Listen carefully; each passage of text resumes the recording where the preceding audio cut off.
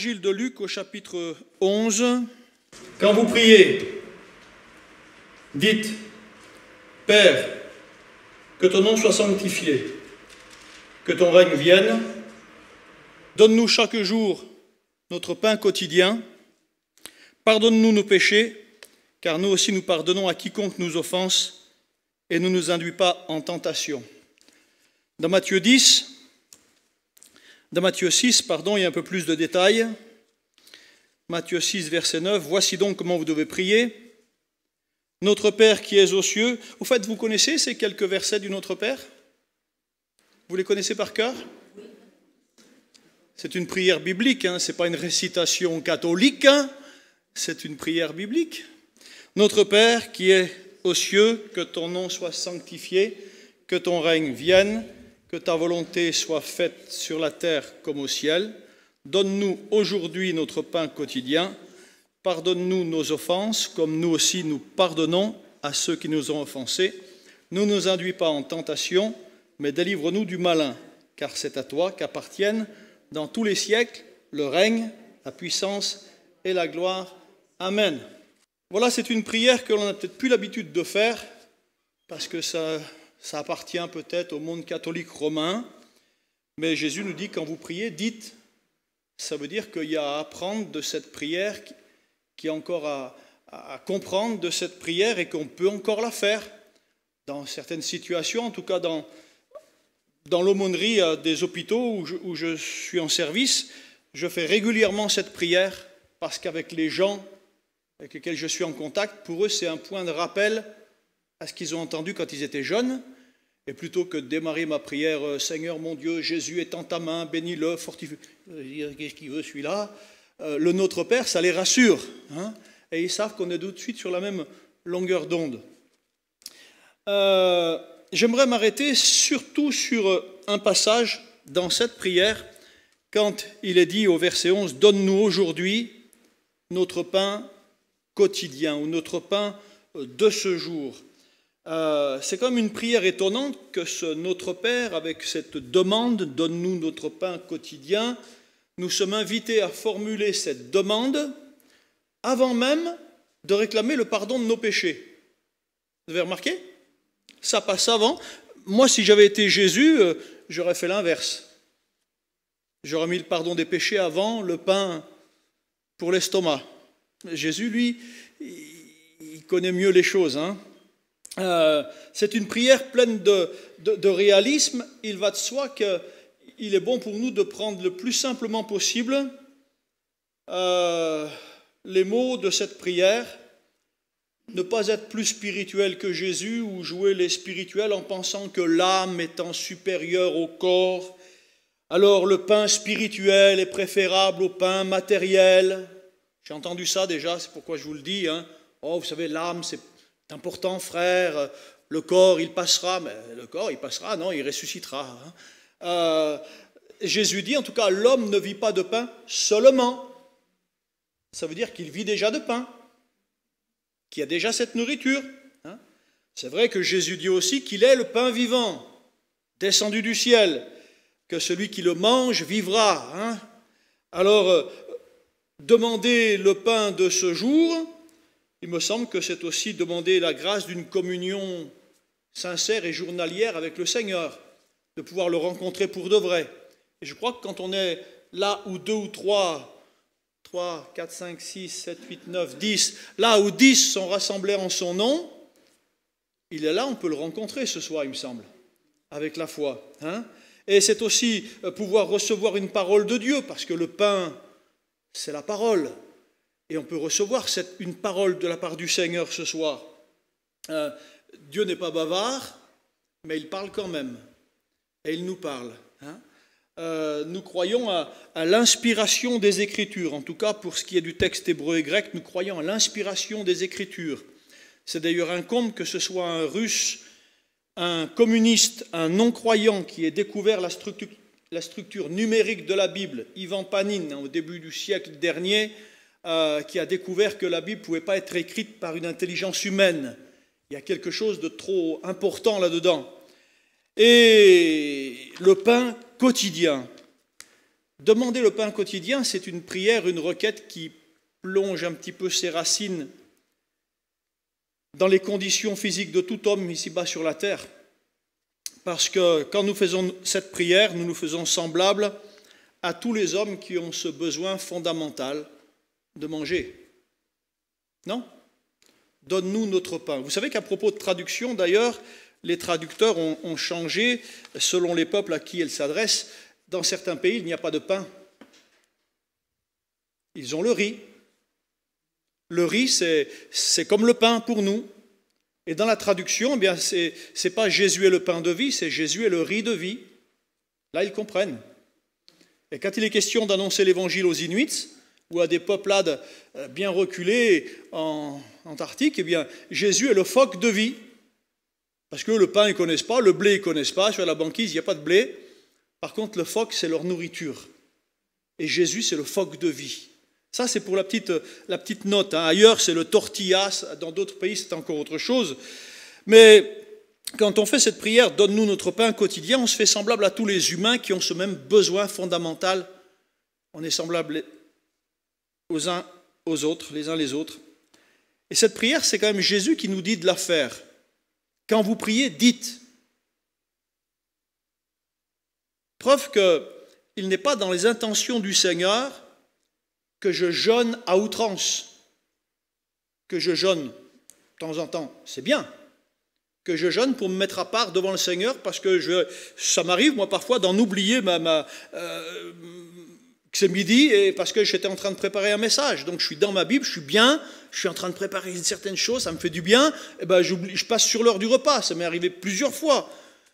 Mais c'est pas dans l'intention du Seigneur que je me prive de nourriture et à m'épuiser, puisqu'il est question de demander mon pain quotidien. Vous comprenez ? Dieu veut nous renouveler dans la prière et pas nous épuiser. Ça, moi, j'en ai la certitude. Ensuite, demander le pain quotidien, je pense qu'il y a autre chose encore, c'est demander du pain.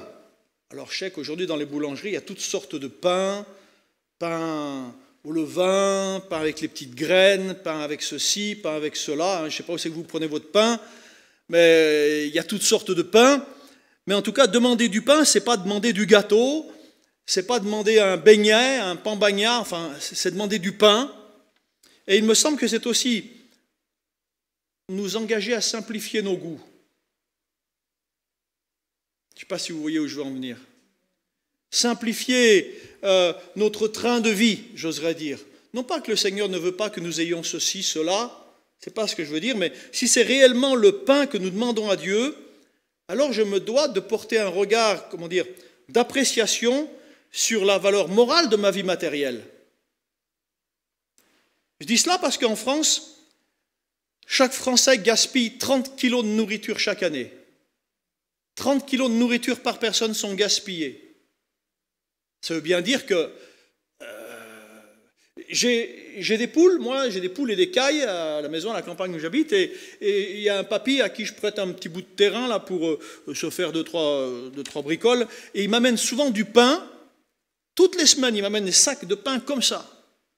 Il habite Chambéry-le-Haut, c'est du pain qu'il trouve aux poubelles. Des sacs de pain. Je suis effaré de voir le nombre, les kilos de pain qu'il m'amène. Il y a du gaspillage. Et demander le pain quotidien, je me rappelle aussi de mon père qui nous disait « Finis ce que tu as dans l'assiette, tu ne sors pas de table tant que tu n'as pas fini. » Vous avez entendu ce genre de choses, vous aussi? Tu ne sors pas de table tant que tu n'as pas fini. Oui, c'était comme ça. Hein? Je ne sais plus si ça allait. Mais demander notre pain quotidien, Jésus va l'appeler quotidien. Pain de ce jour. Il va y mettre cette épithète pour qualifier ce pain. Vous avez le souvenir de cette manne au désert pour les Hébreux? Chaque jour, il tombait du ciel cette manne. Les Hébreux allaient en chercher juste ce qu'ils avaient besoin pour eux et leur famille, leur maison. Hein? S'ils en prenaient de trop, ça pourrissait. Et le dernier jour, le 6e jour, ils en prenaient le double pour ne pas avoir à en prendre le jour du repos. Chaque jour, ils avaient leur manne quotidienne. Hein? L'expression pour pain quotidien, pain de ce jour, est quasiment intraduisible en un seul mot. Jésus nous dit, donne-nous le pain de notre subsistance. Donne-nous le pain qui nous est nécessaire et nous suffit. Le pain qui nous est nécessaire et nous suffit. On a tellement de besoins.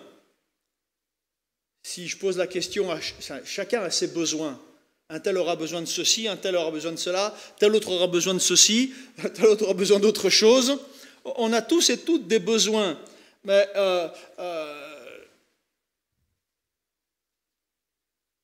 je me disais aujourd'hui par rapport à quelque chose, mais Cabot, tu as le toit sur la tête, tu as à manger dans le frigo, te plains pas, tu en as qui n'ont pas ça.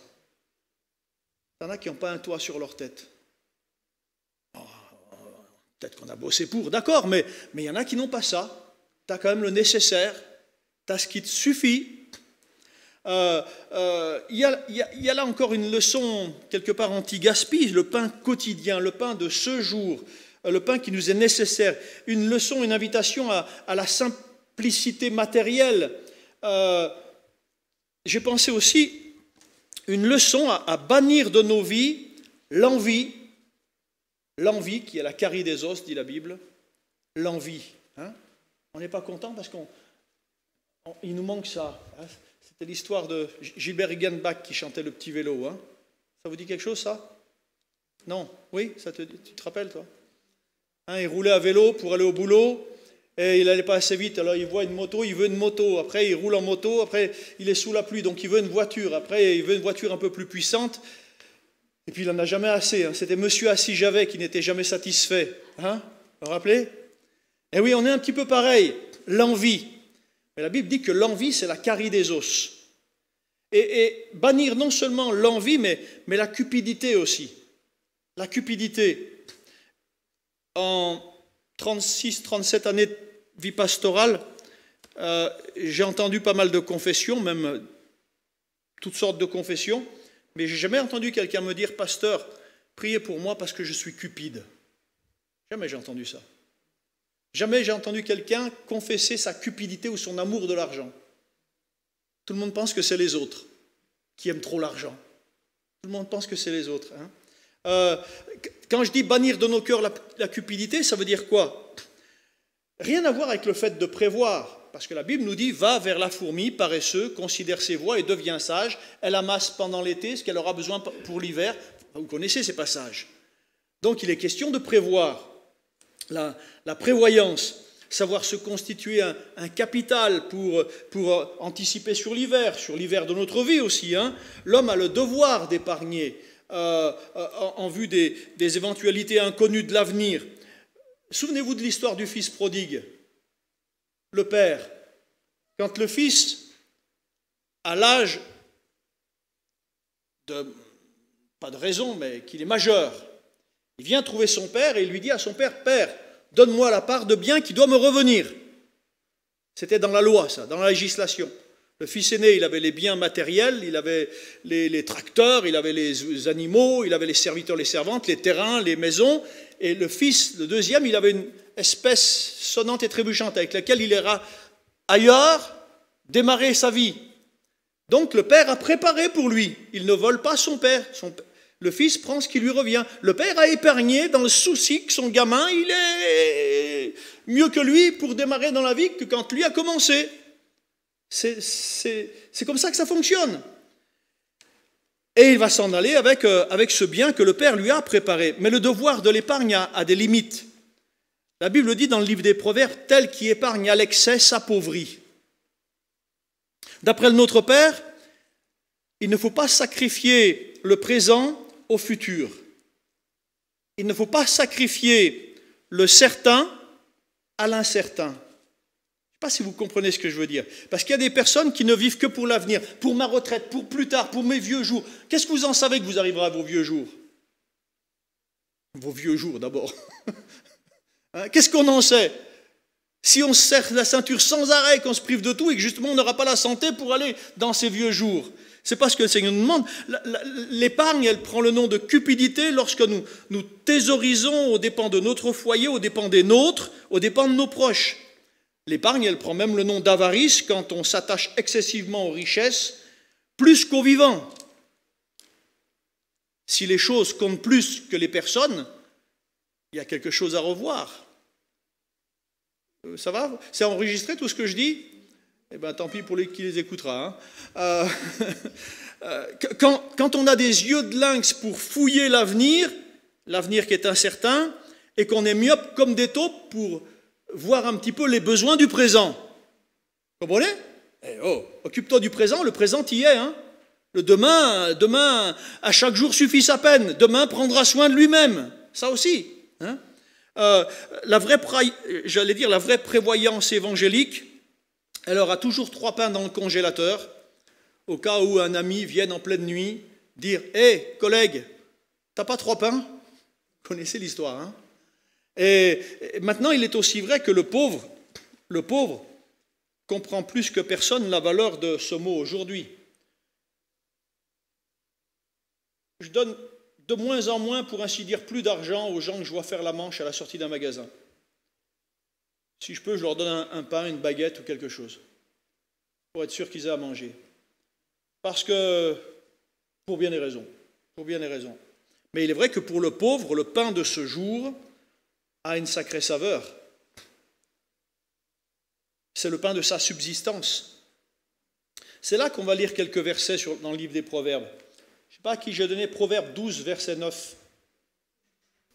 Mieux vaut être d'une condition humble et avoir un secrétaire que de faire le glorieux et de manquer de pain.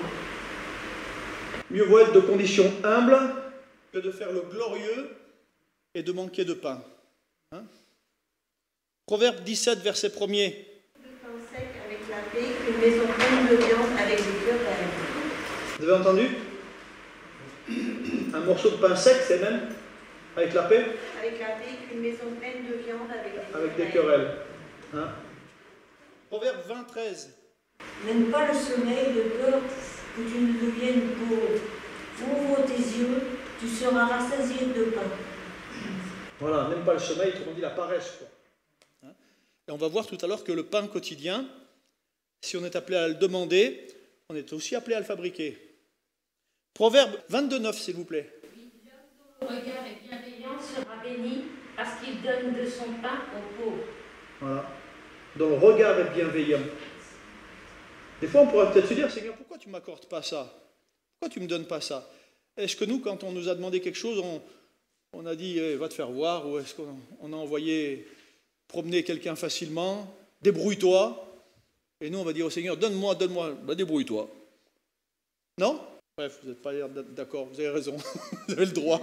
Proverbe 25, verset 21. L'ennemi a faim, donne-lui du pain à manger. S'il a soif, donne-lui de l'eau à boire. Oui, même question de notre ennemi, quoi. Donc des gens avec lesquels on ne s'entend pas. Hein. C'est difficile, ça. Hein. Proverbe 28, 19. Qui cultive son sol est rassasié de pain, mais celui qui poursuit des futilités est rassasié de pauvreté. J'ai été jeune et j'ai vieilli, mais je n'ai point vu le juste abandonné, ni sa postérité mendiant son pain. Hein? Ça fait plaisir pour qui se confie dans le Seigneur. Notre pain quotidien, donne-nous aujourd'hui notre pain quotidien. C'était le sujet de la prière de ce soir. Pourquoi notre pain? Il me semble que le pain demandé est nôtre, parce qu'ici-bas, c'est l'homme qui le fabrique. C'est l'homme qui fabrique le pain. Le pain ne tombe pas du ciel tout cuit comme ça. Le pain n'existe pas dans la nature, il est l'œuvre collective de notre race. Jésus nous dit, donne-nous notre pain quotidien, parce que notre pain, c'est l'œuvre de l'agriculteur, c'est l'œuvre de l'inventeur et le fabricant de la charrue, autrement dit comment on appelle ça, le forgeron qui a façonné le soc, le mineur qui est allé chercher le minerai, hein. C'est l'œuvre du laboureur, c'est l'œuvre bien sûr du meunier, c'est l'œuvre du boulanger, mais c'est l'œuvre d'une collectivité humaine. Donc c'est notre pain. Ce n'est pas donne-moi mon pain, parce que ce n'est pas moi qui le ferai tout seul, mais c'est donne-nous notre pain quotidien. Nous voyons bien que le pain est le produit d'une collaboration humaine. Finalement, un morceau de pain que l'on peut tenir dans nos 5 doigts, là, résume toute l'histoire de l'homme, toute notre histoire. Et par conséquent, à ce point de vue, nous avons le droit de dire notre pain. Parce que quelque part, il est un petit peu notre création. C'est notre pain. Et quand bien même ce pain est notre pain, à cause de l'œuvre collective du genre humain, la requête que nous adressons au Seigneur pour notre pain, pour notre nourriture, n'empêche pas que nous devons subvenir à nos besoins. Paul dira aux Thessaloniciens que celui qui ne veut pas travailler ne mange pas non plus. Que celui qui ne veut pas travailler, pas qui ne peut pas, c'est différent, mais qui ne veut pas travailler, ne mange pas non plus. Autrement dit, cette prière, donne-moi mon pain quotidien. Donne-nous, le Seigneur a dit, donne, alors donne. Ce n'est pas un encouragement à la paresse. Ce n'est pas un encouragement à tout attendre de la part des autres. Donne-moi, emmène-moi, porte-moi. L'encouragement à la paresse, à l'esprit, comment on appelle ça, l'esprit profiteur, ou l'esprit pique-assiette, ça n'existe pas en Savoie. Hein. Mais vous voyez de quoi je parle. En conclusion, quand le pain dans notre esprit, quand le pain dans ma prière devient notre pain, est-ce que je peux réaliser encore ce que ça engendre dans mon caractère, dans ma façon de voir les choses? Donne-nous notre pain de ce soir. Pas donne-moi mon pain de ce soir à la réunion de prière de 19 à 20 là. Donne-nous notre pain quotidien. Est-ce que je peux comprendre ce que ça engendre dans mes prières, dans mon cœur pour ce monde, pour les autres? Quand on peut dire à Dieu, donne-nous notre pain, on sait dire notre Père, on sait dire aussi notre frère, on sait dire aussi notre sœur, on sait dire aussi notre Église. Non? Donne à notre Église ce dont elle a besoin. Donne à notre frère ce dont il a besoin, pour lui, son épouse, sa femme, ses enfants. Donne à notre sœur ce dont elle a besoin. Vous comprenez ce que ça veut dire? Et quelque part, quand je dis « donne-nous notre pain », c'est priant pour les autres, c'est priant pour la moisson qui blanchit, réclamant de Dieu que tous soient bénis autant que moi, réclamant notre pain quotidien. C'est que déjà, l'amour de Dieu a pénétré quelque part mon cœur quand je demande notre pain. Ce n'est pas mon pain, c'est notre. C'est qu'au lieu de chercher ma propre satisfaction, je vais chercher aussi celle du plus grand nombre, celle de l'ensemble, celle de la collectivité. Notre pain. Notre pain. Ma conclusion, elle serait incomplète si on oublie le verbe de notre requête. Donne-nous aujourd'hui notre pain de ce jour. Le verbe donner. Les chrétiens, on aime bien ce verbe-là. Hein. Jean 3,16. Car Dieu a tellement aimé le monde qu'il a donné. Hein, donné. C'est un verbe émouvant, ce verbe donner. On a dit tout à l'heure que le pain était notre pain à cause de l'œuvre collective du genre humain, mais ce n'est pas nous qui fournissons la chaleur et la pluie. D'accord? C'est bien le Seigneur qui fait lever son soleil sur les méchants comme sur les bons, qui fait pleuvoir sur les uns comme sur les autres. Ce n'est pas nous qui fournissons le sol fécond. À 5 mètres de l'autre, dans mon jardin, j'ai un cerisier que j'ai acheté chez Gamme Vert. Il y en a un là, à la place du ventilateur, et il y en a un autre ici. Celui d'ici, il pousse bien. L'autre, il a eu les pucerons. Je lui ai mis les pchit-pchit. Je m'en suis occupé, je l'ai arrosé plus. Les feuilles, elles ont commencé à sécher les unes après les autres. Hier, je passe à côté, je fais ça. Je fais ça, et le cerisier, eh bien, et le cerisier, eh bien, il n'avait plus de racines, lui. Je l'ai tiré comme ça, il y a des taupes ou je ne sais pas quoi qui ont bouffé les racines. Pourtant, il est à 5 mètres de l'autre. L'autre, il est bien, et l'autre, il est mort. Hein. Autrement dit, le germe de vie, le sol fécond, hein, c'est Dieu qui le connaît. Je n'aurai pas de burla, ni cette année, ni l'année prochaine. Parce que quand même je l'arrose, quand bien même je fais ce qu'il faut, je lui mets le pchit anti-puceron. C'est quand même Dieu qui est au-dessus de tout, hein? Non? Quand on dit cette prière, notre Père qui es aux cieux, que ton nom soit sanctifié, donne-nous aujourd'hui notre pain de ce jour, il me semble que c'est faire aussi un acte de foi authentique. De demander à notre Dieu de nous donner ce dont on a besoin aujourd'hui. Un acte de foi qui nous est dépendant du corps de Christ, parce que des fois, on a besoin de la prière des autres. Je me suis rendu compte, il y a bien longtemps, qu'il y a des prières que je pouvais exaucer tout seul, mais il y a des prières, il fallait qu'on soit plusieurs pour que je sois exaucé. Sinon, ça ne marchait pas. Et il y a un acte de foi qui ne me détache pas de mon travail, de ce que j'ai à faire. Ce n'est pas parce que j'ai la foi que j'ai plus rien à faire avec cette prière. Ce sont des paroles un peu enfantines, notre Père, hein. Donne-nous notre pain quotidien. Mais c'est quand même un appel à la vie simple, à la vie simplement. Et c'est ce à quoi le Seigneur nous appelle, à vivre simplement, à cette relation simple avec lui, mais ô combien authentique. Hein. Pour beaucoup de personnes ici-bas, pour pain quotidien, elles ont le pain quotidien de la méchanceté, le pain quotidien du mépris, le pain quotidien de la médisance. C'est leur pain quotidien pour certaines personnes. Non? Pour nous, nous avons un peu de mal avec nos besoins quotidiens. On se dit, Dieu, tu m'as aidé hier et aujourd'hui, tu me laisses tomber. Aujourd'hui, j'ai besoin encore de ça. Aujourd'hui, il y a encore les 30 derniers jours du mois qui sont difficiles. Hein? Alors que tu m'as aidé de par le passé.